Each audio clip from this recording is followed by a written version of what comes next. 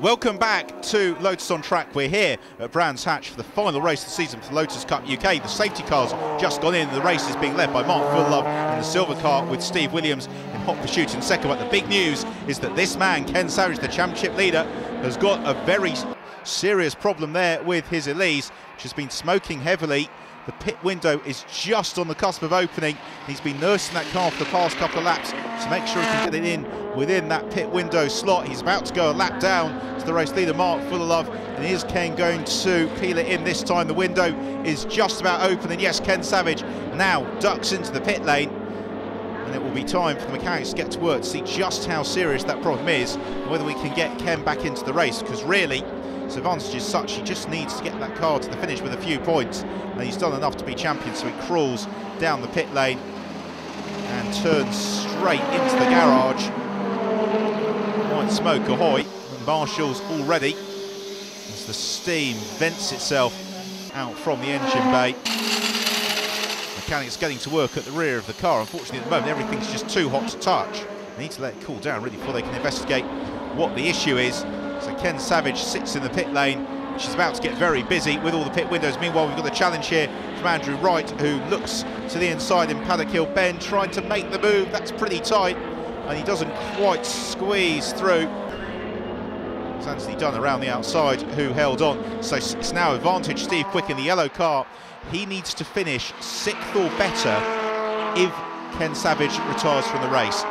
And at the moment he's doing enough, but he is in a ferocious battle here within the production class, and this is the last thing that Steve really wants. Dave Carr and Stuart Plotneck right on his tail, and Steve's going to go fairly deep into the pit window. He accelerates on to start another lap.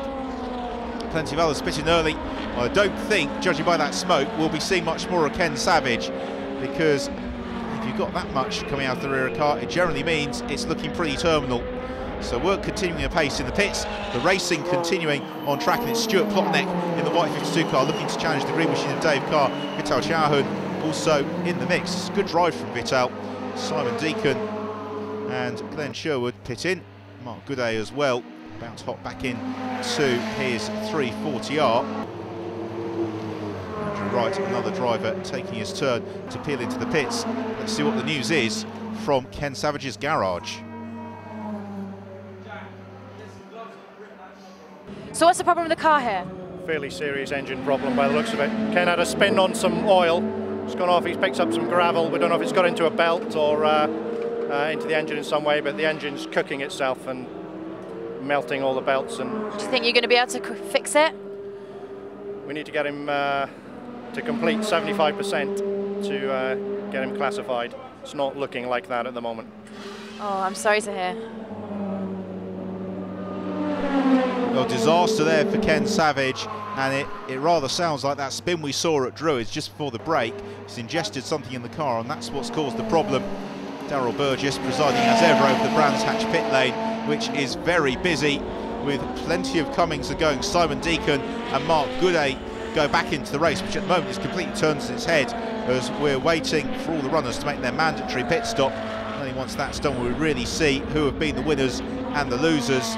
The safety car just before the pit window opening, of course, bunching the field up, which is going to make this a much closer race in the second half than perhaps, well, certainly Mark Fullelove in the race would have liked. Jamie Stanley now with the 47 car, and David Fenn in the Go Green Motorsport 66 machine. David Harvey rejoins the action. Here comes the race leader, Mark Fullelove. So Fullelove, the race leader, peeling into the pit lane, which is currently occupied. He wants to park exactly where the Lotus Europa of Campbell Cassidy and Matt Sherrington is. The team are talking to Mark. Out goes the Europa, and now Mark Fullelove's squad can get him into the right pit box. So not really what Mark was looking for in his pursuit to win this race. He's stationary in the pits all the while, so it's not really counting against his pit stop time. Also in is the 86 car of Jonathan Mobbs.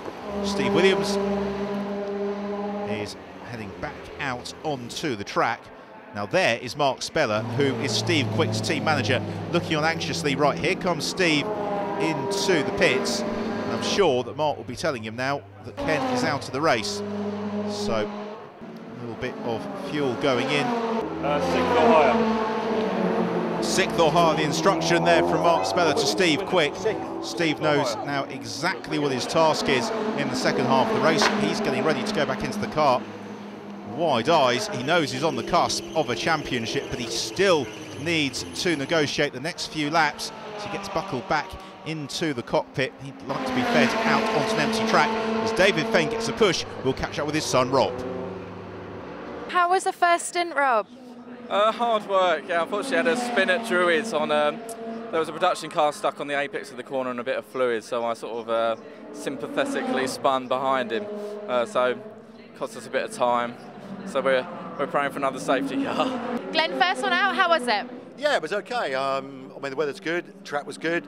Apart from a fair bit of oil on the track, particularly at Druids, and we had a small issue with the ABS braking system, which is intermittent. So it comes on and goes off, which is a little bit concerning when you're into high-speed braking. But Is it a big problem? no, it will work. It'll be fine, and Jamie will drive around that, so that'll be good.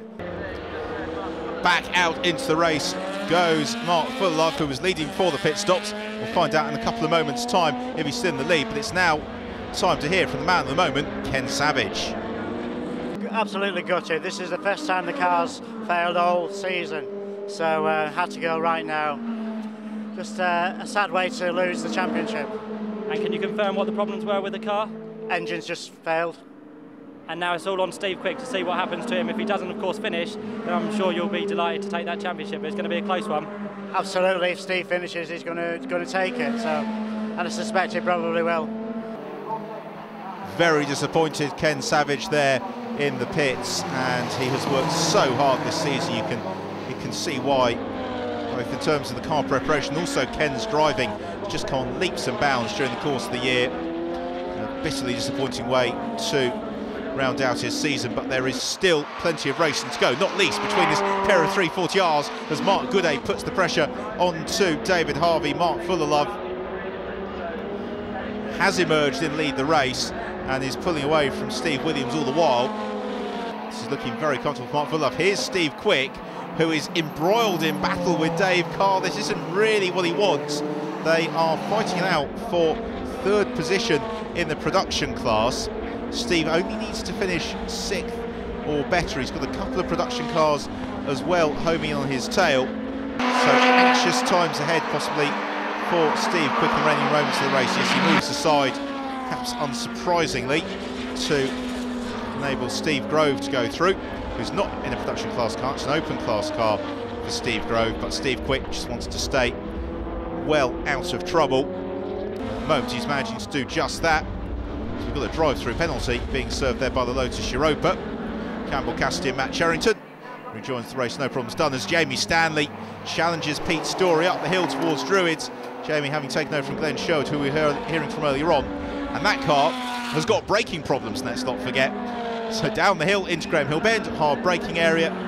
Jamie successfully negotiates the corner without running wide or into Pete Story. And this is the fight for third in the race overall. So Pete in third, Jamie Stanley moment in fourth, but he is in the lead of the Exige Cup. Across the grass he goes, trying to find any which way past the 211 of Pete Story. This one's going to go all the way to the checkered flag. Jamie is a hard charger, last year's Avon Tires British GT4 champion as well. Experienced driver, very quick driver, but then so's Pete Story. We've seen Pete put in some superb efforts as well during the course of the season. But we're into the closing stage of the race now, and Mark Fullalove looking well set to claim another victory in the Lotus Cup UK. He's just got the length of the Ram Straight to go, and Steve Quick has got one lap of the Brands Hatch Indy circuit between himself and the championship. The flag goes out and Fullalove takes the win in the final race of the season. In the end, by quite some margin over Steve Williams. It's been a dominant display by the ex-British Touring Car Championship man Mark Fullalove, and he thoroughly deserves the applause of the marshals and the crowd around the circuit. So here is the final classification, with Fullalove taking the win from Steve Williams, and Pete Story did just edge out Jamie Stanley. So he and Glenn Sherwood claim fourth, Simon Deacon fifth, Tom Chataway fifth, Marcus Jewell slipping seventh, and then a great result for Doug and Chris Setters in eighth position. In terms of classes, well, Mark Fullalove, Steve Williams and Pete Story round out the 211 podium. The Exige Cup won by Glenn Sherwood and Jamie Stanley from Jonathan Mobbs. The open class, it was the Setters from Campbell Cassidy and Matt Sherrington, and then David and Rob Fenn. And in the production class, Stuart Plotnick taking excellent victory from Adam Busey and Dave Carr. The drivers celebrate on the podium as they get the rounds of applause. Championship organisers are down in the pit lane with a pen and pencil trying to work out exactly who has claimed this year's championships. But for now, Mark Fullerlove celebrating his victory on the podium. Yeah, I've done the majority of my racing. Mark, congratulations. You made your race look easy. How was it? I wouldn't say it was easy. It went fairly well. Had to make my way through back markers and stuff. It was a bit dicey at times, but yeah, very pleased with the result. Safety car came out and Steve was sort of right on my tail, so I was quite worried about that for a few laps, but no, it went well, thank you. How did your car hold out? The car was good. Had a slight issue with third gear a couple of times, but generally, yeah, very consistent. Well, here are the final championship standings. In the 211s, it was Steve Williams who took the title from Mark Fullerlove and Simon Deacon. The Evora's Gregory Rass on his visits across the channel taking the title, with Glenn Sherwood winning in the Exige Cup. Shame to start season. Vital Chahun, novice to champion in 4 seasons straight. The production class, it was Steve Quick who held on, so he wins the production championship and also takes the championship overall from Ken Savage by 13 points, with Steve Williams in 3rd and Vital Chahun 4th, with Mark Fullerlove an excellent 5th position, having not completed the whole season. Well, this is what the drivers were all dreaming of back in March at Snetterton, coming onto the podium to receive their championship trophies and getting a very, very well-deserved round of applause from the Lotus community. It's a very friendly paddock. It's been an excellent season's racing. We've thoroughly enjoyed the Lotus Cup UK and can't wait for it to be back bigger and better next season. But Steve Quick is our champion. Steve, overall winner and in production, how are you feeling? Relieved and very happy indeed. You always seem so nervous when you come up here and talk to me. I am. It is nervous talking to you. Tell me a bit about your season. Well, when the cars suffered a few niggly bits and pieces that have gone wrong, a few electrical items failed on it, and it's put me out of a few races that we would have done much better had it not been for that. You're going to be back next year?